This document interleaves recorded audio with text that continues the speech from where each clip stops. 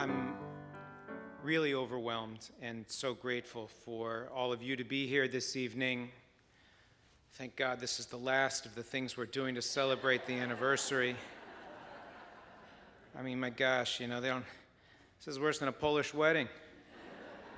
They even put me up in the chair at the gala. But I'm really, truly, and honestly humbled. And the feelings that I've been carrying over these last months of these celebrations, certainly with the celebration that we had a few weeks ago and tonight, have touched me in ways that I really don't have words to articulate. And I'm incredibly grateful for the amazing partners that I get to spend my time with here, my colleagues, my mentors, my dear, dear friends, on our clergy team, on our educational staff, on our administrative team, our maintenance team. The people that I get to work with every single day are among the finest human beings I've ever known. And to be the recipient of their love tonight is a very, very special and holy, precious gift. The Torah portion which we read tonight is called Achrei Mot. It's not really one of the fun ones. And because of the strange nature of merging the Reform calendar with the diaspora calendar, we get to enjoy this Torah portion 2 weeks in a row. And when you consider the fact that before the holiday we had 2 weeks dealing with skin disease and fungus, it's amazing you all haven't moved across the street to St. Joan of Arc Catholic Church.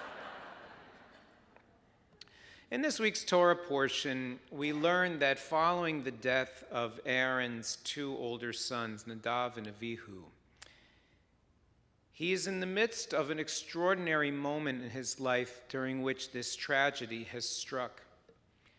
It is the 8th day of the celebration of the consecration of the tabernacle, and also his anointment as high priest, along with the other Kohanim, the other priests, each of his 4 sons. In the midst of this remarkable, culminating celebration of the establishment of the sacred space of the tabernacle, Aaron has to confront the horror of losing his 2 sons. And in the aftermath of that loss, he recognizes an amazing essential truth, which is that it isn't just the tabernacle that needs cleansing, it's he himself. And so the Torah relates to us that he begins by creating a new ritual called Yom Kippur. And on that day, he will not only make atonement for himself and his community, but he will take a couple of goats, one which will be offered as a sin offering and the other which will be left alive. And he will place his hands on the goat and thereby transfer all of the collective sins of himself, his family, his people, and give the goat a good smack on the tush and send it off into the wilderness, carrying away the sinful nature and trespasses of the people along with it. And what's remarkable, we'll also hear in this Torah portion, is that Aaron is required, when he participates and works in the sacred precincts of the tabernacle, to wear very special holy garments that are made of pure linen. And at the end of the whole game, it teaches that when Aaron was done with his consecration and with his work in the tabernacle, he would take off those holy garments and put on regular clothes and head back home. And I think about that because in 1996, when I was blessed to be invited to come work with Rabbi Singer and another illustrious team, some of whom are here tonight, one of the things that Rabbi Singer asked me to do was to give him my measurements, which is sort of an odd thing to be asked. And when I asked him why, he says, "We need to order you robes." It was Temple Bethel's custom at that time that the clergy would wear navy blue clergy robes that match the carpet that you see here, which we used to faithfully call Beth El blue. And I got to wear my blue robe each and every Shabbat when we had the opportunity to lead worship. I loved my robe because it made me feel cool.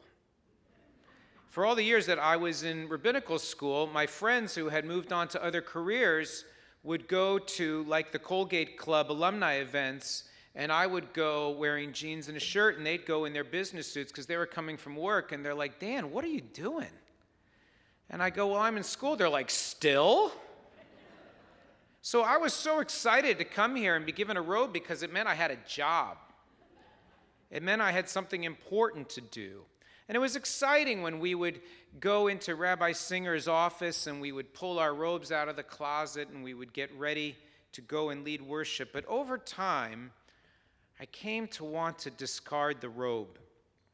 And when I returned to Temple Bethel and was invited to be Rabbi Singer's successor as senior rabbi, I told him in a private conversation that after that year of transition, we would no longer be wearing our blue robes for Shabbat. And the reason why I didn't want to wear that robe and why we don't wear robes anymore is because of a very fundamental belief of what I think it really means to be a rabbi, which is something that I learned very much from my predecessor, which is that a rabbi is simply one of many members of a congregation or a community, no greater or lesser than anyone else. In the same way that when I'm not feeling good, I find a doctor in our community with whom to consult to find out what's wrong with me, or when I need to get my taxes done, I find someone else in the community who can help me figure out the nuances of the tax code.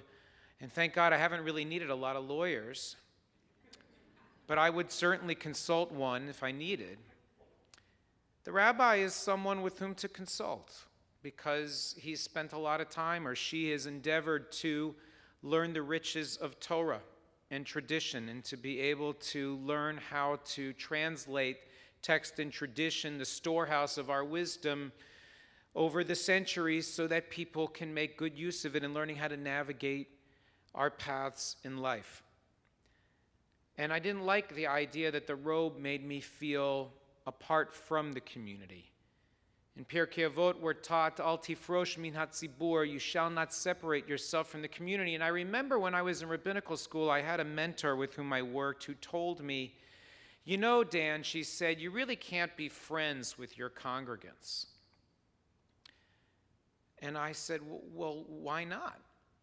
And she said, "Well, you have to keep your distance, you have to be able to serve them, and you can't necessarily be friends with them."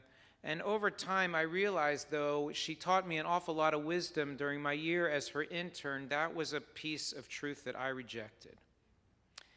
You see, when Amy and I were on the move looking around in 1996 to try to find a job, we really weren't looking as much for a job as we were looking for a shul. We were looking for a congregation with whom we wanted to pray. We were looking for a community in which we wanted to root ourselves. We were looking for people to be not just our colleagues, but our friends.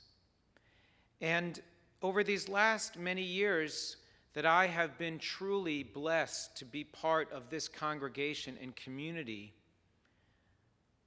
Temple Bethel has become our shul. It is the place where we have celebrated the most important moments of our lives. That cute young man that you saw lead candles in Kiddush, and thank God, for the 7 years that he spent at Jewish day school. That's a lot of money coming to fruition right there on the screen. Was named on this bima by that man over there, as was my daughter Meredith. Ellie was born when we were in New Jersey, and it's wonderful to see some friends from Temple Emmanuel of West Essex who are here with us tonight, where she made our family complete. And when we came back to Temple Bethel in 2004, Temple Bethel became the place where our children attended preschool, where they not only studied in religious education, but celebrated their B'nai Mitzvah and confirmations. It is here in the embrace of this community that both Amy and I have mourned our losses, both in person and virtually. Each and every moment of my life has been consecrated because of the relationships I share with all of you. In Kabbalistic practice, each of the days of the Omer are married between some of what are called the Sfirot, the emanations of light that constitute the vessels holding God's presence. And on this seventh day of the Omer, we are taught that the two Sfirot, the two essences of the Holy One that are wed with each other tonight are Chesed, compassion, and Shekhinah, that essence of God that we encounter in the holy moments of our lives. In Chesed, we're taught loving kindness is what we cultivate and how we experience God when we open our hearts as wide as we possibly can to share the fullness of our spirits with the other. And that is what brings God's presence, not simply to places like Mount Sinai, but also to here. What I shared with our friends, and many of you were there a few weeks ago when we gathered for a night of celebration, is that I truly believe that God's presence is found in the sacred bonds of love that are shared in holy relationship. It is why when you walk into this synagogue, the first thing I wanted everyone to see was an expression of love of each other, love of the stranger, love of the Holy One. It's why I wanted that symbol of the swirl of light of the Shekhinah to be in almost every single piece of art that you will see leading you from the front door into this sacred space, and now emanating from the letter Beth in this beautiful Birkat HaLev, this blessing of the heart that now adorns our sanctuary. It is because in 1996, when I came here, I learned from an extraordinary leader and rabbi what it really means to practice applied love. Maya Angelou said, people will forget what you said, people will forget what you did, but people will never forget how you made them feel. And Rabbi Singer taught me that that is truly the only thing that really matters in rabbinic life, helping people to feel a sense of connection, not simply with each other, but also with the Holy One. And that is what I think Aaron was trying to do in this week's portion. I think he was trying to figure out how he, as the high priest, could be a conduit between his people and the Holy One. And so he realized that while those special garments that he would wear helped him to conduct that holy priestly service, all was said and done, he was just an Israelite like any other. And that the best way for each of us to feel a sense of God's presence is not when we set ourselves apart from community, but when we are a part of community. And I know that I speak on behalf of Amy and our children when I tell you what an incredible blessing it has been to me to be a part of this community. I've been blessed, as you have heard tonight, to be the conductor of this grand orchestra and to be surrounded with such incredibly talented musicians who create such holy sound, where I get to stand in the center and to be the one who hears it first and to help to guide them in interpreting the sacred sounds of what are the texts and rituals of our tradition is a privilege for which I am sure I am not adequately deserving, but one for which I say, Baruch atah Adonai, Eloheinu melech haolam, hatov v'hametiv.